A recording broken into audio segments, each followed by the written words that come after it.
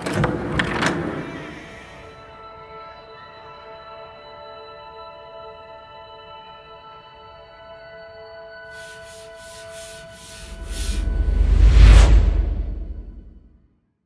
I'm Tamara Foley, and I am so happy today. I am the founder and owner of Education for All Now, and I'm also a part of a group called Lit for SEL.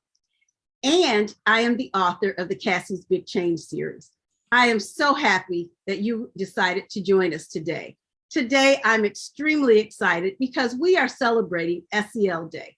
And the authors for Lit for SEL, of course, what do we write? We write books that address social emotional learning for children. And I have with me someone very special from the Urban Assembly. And I have, from a distance, had conversations with this person, and he has helped me when I've tackled a problem with the school. So I'm happy to introduce to you Mr. Brandon Frame. Thank you so much, Brandon, for joining me. Thank you so much for having me. Really honored that you think of me to share with you and your colleagues and your authors. As a fellow author myself, I feel, like it's like, oh, wow, so I'm just happy to be here and looking forward to answer the questions. Happy SEL Day to everyone, because it is such an important time for us to make sure we highlight the importance of developing social emotional skills, because that's how we prepare people to be college, career, and community ready. Absolutely. And certainly we feel that way. And I know that you have been very busy working on this. And so can you give us, just for the people in our audience who may not know your background, would you just give us a little bit about who you are and what do you do at the Urban Assembly? My name is Brandon Frame. I am the Director of Social Emotional Learning at the Urban Assembly. Here at the Urban Assembly, I lead a team where we look at how we're going to implement social emotional learning into schools and districts, how we help them evaluate, integrate, and build their capacity to do this work around social emotional learning. It is essential that we are making sure that schools are not just places for academic development, but academic development and social emotional development simultaneously, because we know when students are able to talk about their social emotional skills in terms of their strengths, challenges, and needs alongside their academic skills, strengths, challenges, and needs, that turns into an amazing human being that is poised to take on the complex society that we live in. Wow, that's a lot. But I must say that I have been just honored to listen and to be in workshops with you where you've had students in high school talking about social emotional learning, talking about how they deal with it, how do they change. And this was during the pandemic. Well, we're still in the pandemic, but really talking about how they were feeling. And so I want to stress to people that social emotional learning is not just for elementary school or middle school. It is throughout the gamut. And certainly I have seen that happen just in some of the situations that I've been in. So let's just get down to some of the questions that we have about what's going on and how maybe we can help and work more in this social emotional learning space through our books. So what would you like to see more in children's literature as it relates to social emotional learning? What I would like to see more, that's a wonderful question. I think when I think about the schools and the communities I get to visit, I'm wondering about how can we be more intentional and explicit in our development of social emotional learning skills, and even name that they're skills. I think that there's lots of text, lots of books, animated or illustrated books that through the lessons you're reinforcing social emotional learning skills. But what would it look like to even more directly, explicitly name social emotional skills, and then students be able to read and know that in this text or this story was a skill that somebody was developing that would allow for them to be successful. So I think that would be something to see. It's not necessarily an easy task to think about it that way, but what would it look like to intentionally and explicitly name and talk about social emotional skills through illustrated text and children's literature? Well, I'm with the community of authors. You said that, you will see some of that. We All will right. definitely do that because we do have lesson plans and activities that go along with our book. And they do name, but in the book, great idea that you've given us.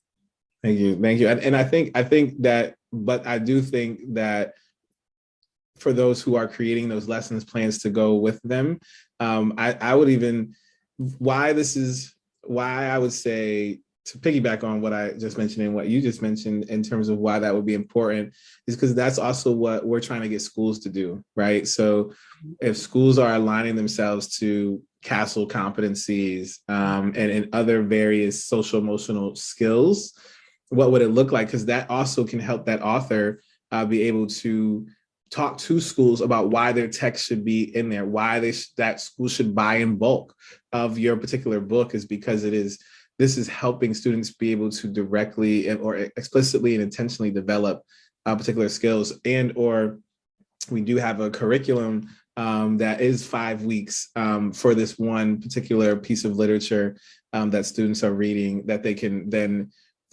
continue to read and reflect on and see how they're developing skills or analyzing characters through the text. Because that's another way to do it, as well as how do you show it up? How does it show up for characters? Mm-hmm. So then students can reflect, how did this main character display self-awareness or self-management, right? What would curriculum look like as well? If that's the other side of it, is if you're going to create a curriculum to accompany your text, what would that look like to have curriculum that named it and had students really thinking about particular skills and how characters or scenarios were developed that social emotional learning skill for that character that that student could reflect on, and then think about how would you do that in your own community? How would you do that in school yourself? Wow, neat. A lot to change, but certainly I want you to know that my group is up for the challenge. I love it. So how can we help parents become more informed about social emotional learning and teach it in their home and to their children?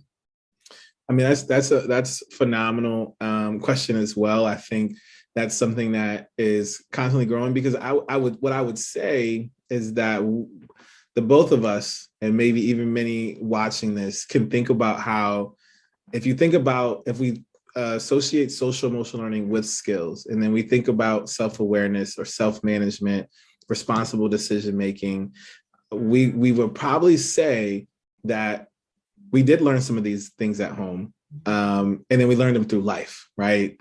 Life experiences taught us these things.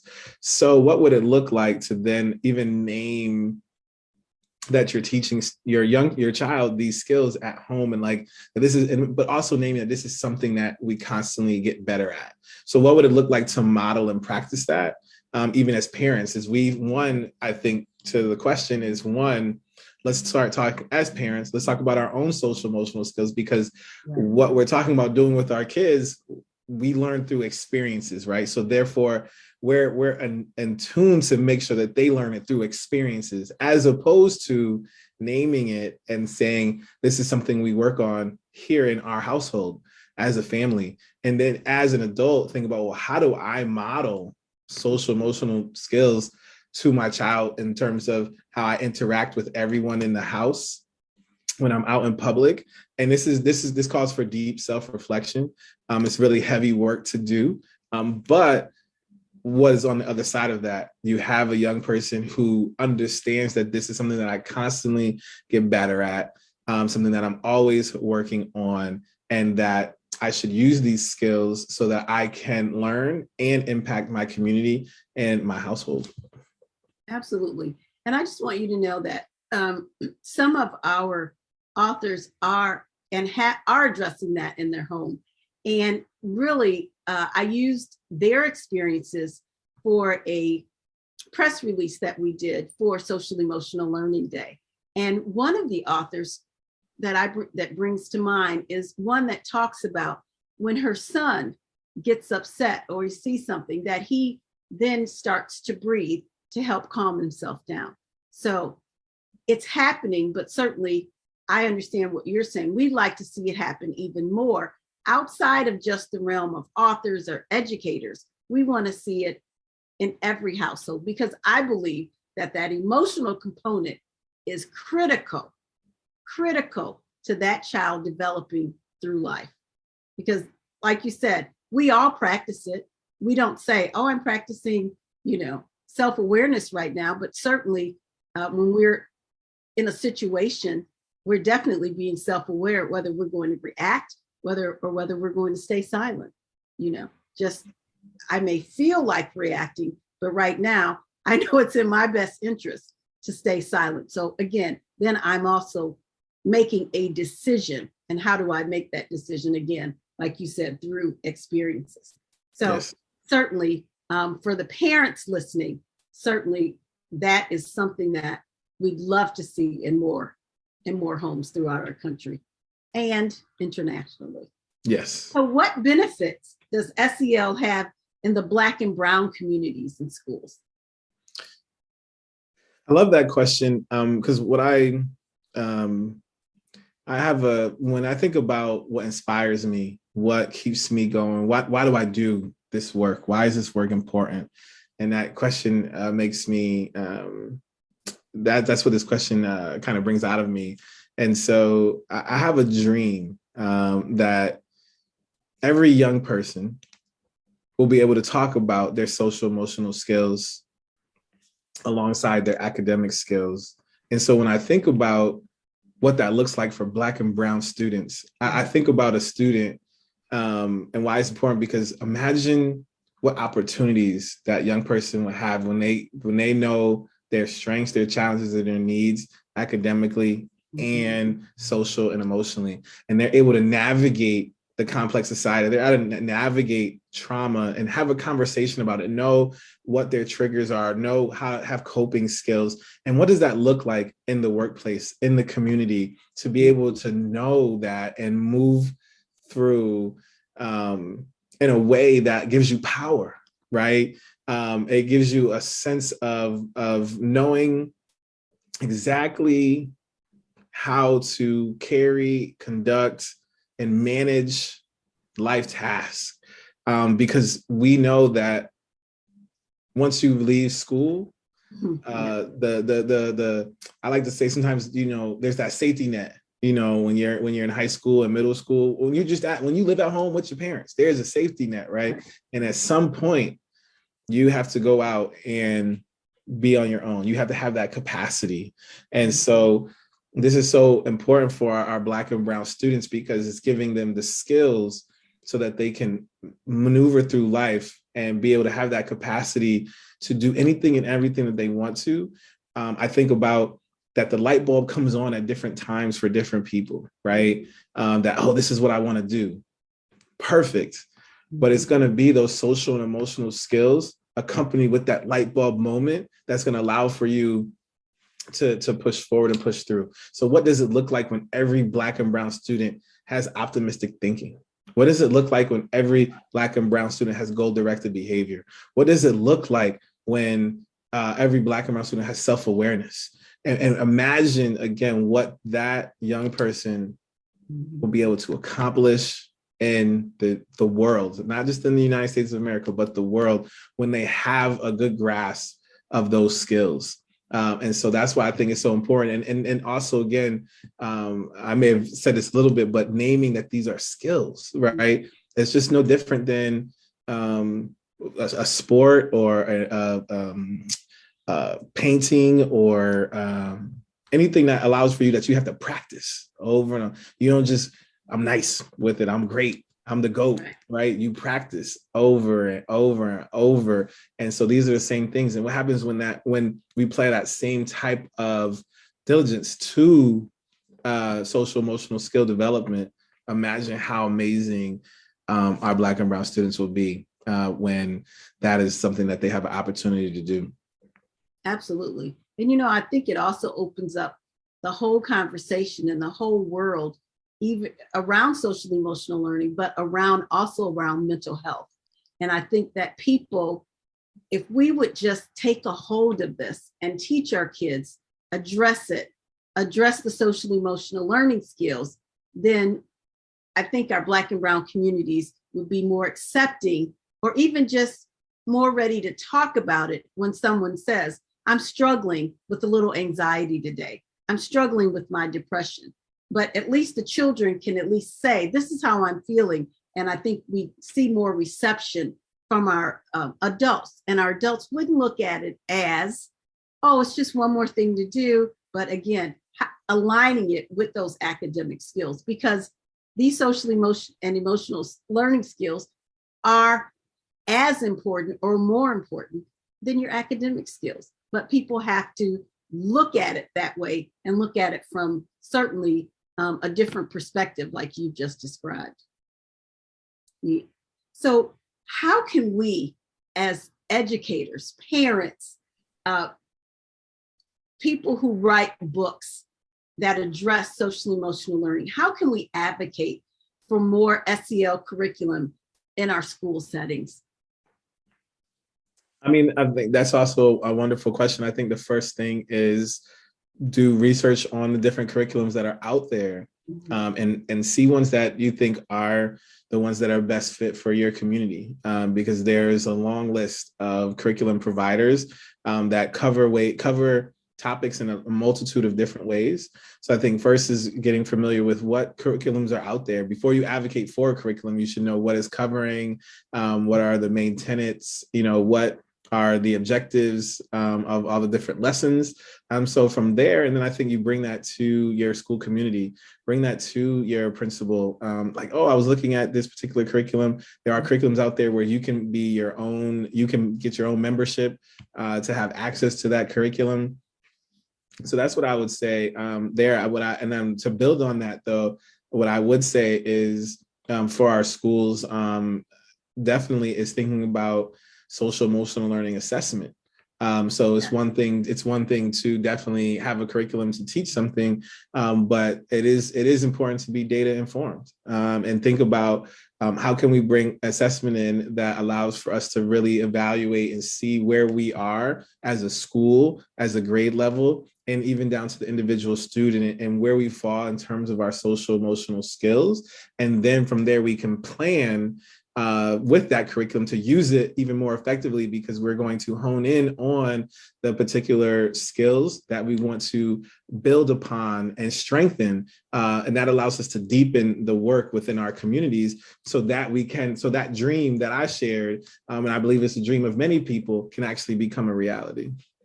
And that's neat. But let's talk about for a moment those homeschool communities, because that's a smaller community. That's not a large district that can buy 100 or 200, kits, or even the assessment. I've looked at the assessment. I've even recommended it to some schools. But again, people have to be open. But when I think about that homeschool community who does work on SEL skills or is working on those skills with their children, can they use those same assessments? Is that available to them on a smaller scale? Yeah, absolutely. I think pricing is available for, the small community to the big community. And so I would definitely encourage people to look into that. And it's an investment, though, that it is something that you do invest in, because it's important to have the knowledge and information to be like, well, what do I need to get better at? Right. And then to have rubrics and metrics to do that. Data, what doesn't get assessed doesn't get supported or funded, right? So it's important that is the world that we live in. So just thinking about what approach do you want to take to meet that need. Brandon, I know you're busy. Thank you so much for taking the time out with our community and for sharing this information. I hear this from you all the time, but I'm just honored to be able to share it with a broader community of parents and educators and community people who need to know just a little bit more. I mean, I share, and our community shares about social emotional learning all the time, but certainly people love to hear something from leaders, from people who they feel are, oh, they're, they look, they think they know a little bit more than we do. Well, or, listen, or that's the perception. So I'm so happy that you took out the time and could take out the time to have this conversation with us today. Listen, it is an honor to be here with you, to be here with your community. Community is what keeps us going, right? When I think about why social emotional skills, this is the last thing I'll say, right? When I think about one reason why social emotional skills are important is that 77% of Americans, right? 77% live within 15 miles of where they grew up. Right. And you just talked about your community that you have. And I just think about your community, but all the communities that exist in our country in various forms. Right. But just thinking about that 77% of people live within 15 miles of where they grew up. So what if everybody thinks about that? And a lot of people may be listening and be like, you still live in the same state that you grew up in, or you live within 15 miles of where you grew up. And I want you to think about the dream that we shared. Right. Right. What does your community look like? Let's not even take a country. Let's get down to your community. And what does your community look like? How much thriving would happen in your community if every student, if every person, if every human being had these social emotional learning skills and we were constantly working on them, and how we use those skills to work together, to live amongst each other. So that's what I would say. So the last thing I'll say is that all learning is social and emotional. It is. And SEL, social emotional learning, it is not a moment, but a movement. Thank you. Thank you, Brandon. And you have a great day. You too.